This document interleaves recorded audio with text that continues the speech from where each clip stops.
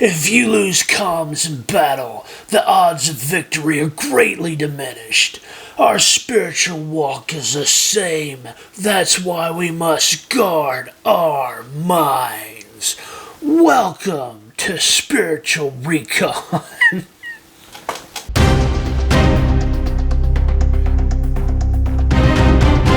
Hello everyone, welcome to Spiritual Recon. My name is Alex. We are going to be talking about, that's right, guard your mind. Let's go to Romans 12, verse 1 and 2.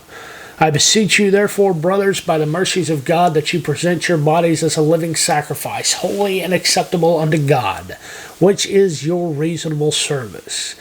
Don't be conformed to this world, but be transformed by the renewing of your mind, that you may prove what is that good and acceptable and perfect will of God. Now, what is a sacrifice? If you go back into the Old Testament, a sacrifice was typically an animal that was taken to the priest. It was ritualistically slaughtered by the customs of the Levitical and Mosaic laws. The animal, the carcass of the animal was burnt on the altar, but the fact of the matter was the sacrifice cost you something. It was something that you were giving up. Now, let's look at King Saul real quick. King Saul was sent to wipe out an enemy kingdom. God said, wipe them all out. When Samuel the prophet went to meet Saul upon the army's return, he heard the animals, he heard the livestock, he saw the enemy king still alive, and he asked Saul, what's going on? Why am I hearing sheep bleating and cows mooing? Well, Saul says, Saul gets a little proud. He's like, well, I was bringing this back to sacrifice. Samuel is like, that's not what you were told to do by God. Obedience is better than sacrifice, so this ain't gonna fly, buddy. See, Saul,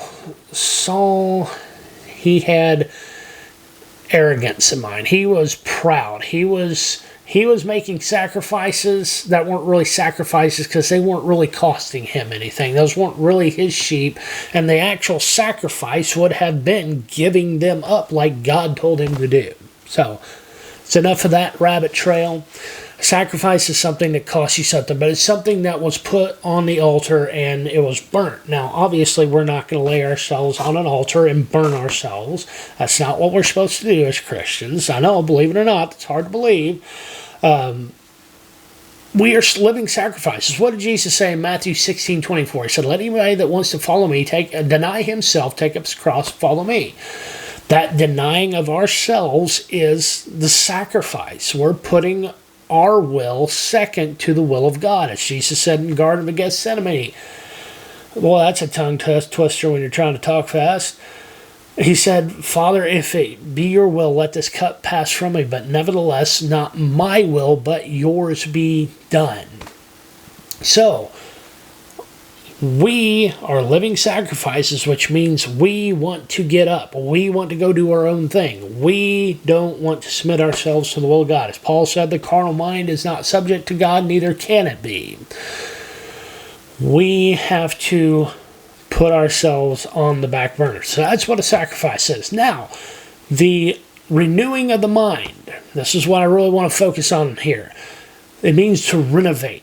Renovate your mind. What do you do when you renovate? You take and you change things around. You replace things. You repaint. You put a new spin on your house. You update it. You add in things that it might need to keep it modern. Like my grandmother's house was built before the Civil War. It originally didn't have electricity. They didn't have that before the Civil War. But by the time I was born and visiting that house, it had electricity. So over the years, it was updated. A lot of houses were once built with that. Oh, I just hit my microphone. A lot of houses were built with asbestos. We don't use that anymore. So anytime a house is found that has asbestos, especially one that needs to be remodeled, guess what? It gets renovated to remove the asbestos.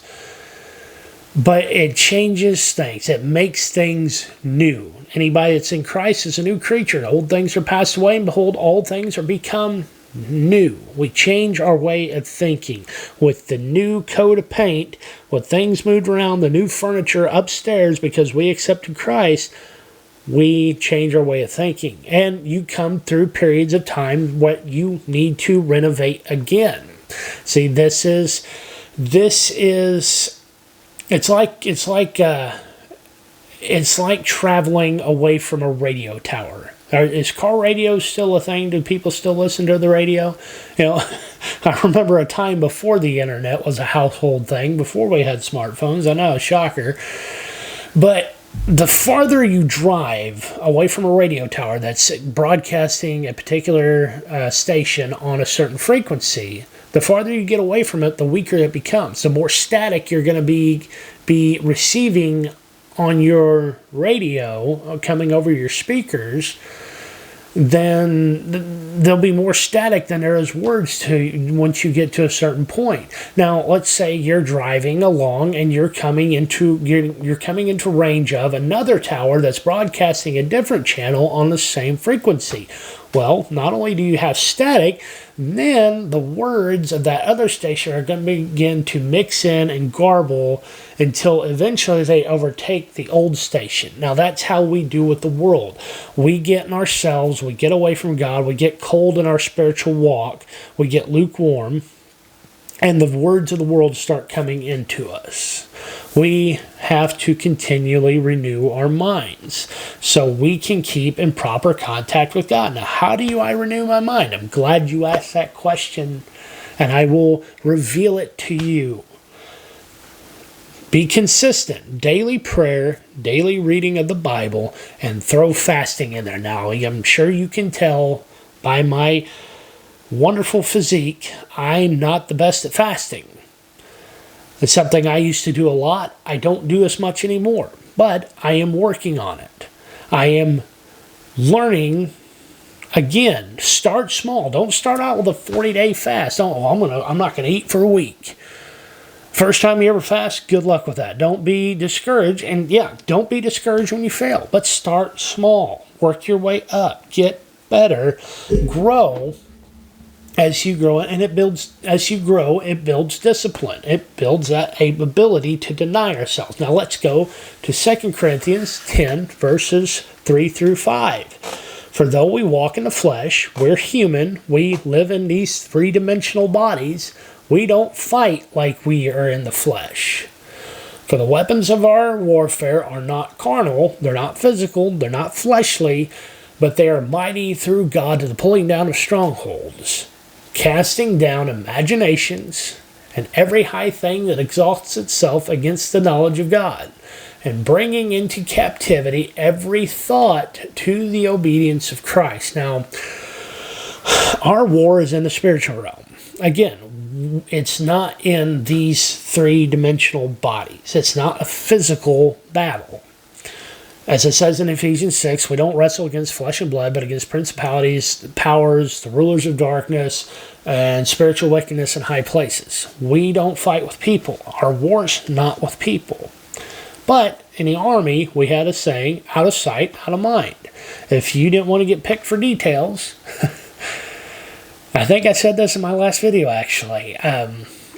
If you didn't want to get picked for something, disappear. Go find a hiding spot. Out of sight, out of mind. People typically don't think about people or things that they aren't actively viewing or considering in some way. Out of sight, out of mind. There was also a trick that if you walked around with a clipboard, people would tend to leave you alone because they thought that you had a roster or something, going to sign somebody up for a detail or volunteer them to do something. It's a little bit of a sham tactic there. So this is why Peter tells us, 1 Peter 5:8, be sober, be vigilant, for your adversary the devil goes about as a roaring lion, seeking who he may devour. Our adversary is still out there. There is still a spiritual war about us. And the recent events with the martyrdom of Charlie Kirk a lot of people are realizing that they are waking up to the fact that there is a spiritual battle, an unseen war going on around us. We have to be sober and be vigilant. You have to train in the good times just the same as you train in the bad times. Now, to properly guard our minds, not only do we need to renew, but we need to take control of what's up here. Now, I can't control my mind. Yes, you can, especially if you're a born-again believer. We've not been given the spirit of fear, but power, love, and a sound mind, or self-control. Every Christian has the God-given ability to control themselves, and that includes your mind. Now, yes, we still have those spiritual ears out there that we may not be able to see in the spiritual, but we can still hear in the spiritual, and the enemy can speak those imaginations that exalt themselves against the knowledge of God into our minds. But it's what you dwell on. That girl walking down the street, you might notice her, but it's up to you whether or not you lust after her. Talking about you guys, that extra McDonald's cheeseburger, because we like to talk a lot about certain habits, but we don't really talk about, the sin of gluttony in the church anymore. Let me tell you something. Gluttony is still a sin. Man, I think I felt a few people just click off the video right there. Control how you think. Now, when I joined the Army, I went through basic training, BCT, and they honed our bodies, but they also trained our minds. 90% of basic training was not the physical, it was the mental aspect. They were hardening us. Well, I remember we had something called a SMART book. And it had the Army values, it had a little bit of Army history, some different Army soldiers who had received the Medal of Honor. There was some tactical information, basic weapon like I think M4 and M16. It was just basic stuff, but it was a foundation. It was building a foundation up here, because every time we had a moment that we weren't doing anything, like standing in line at the DFAC, the dining facility, or waiting to do something, there wasn't a lot of idle time, but there was times where you were standing waiting for something.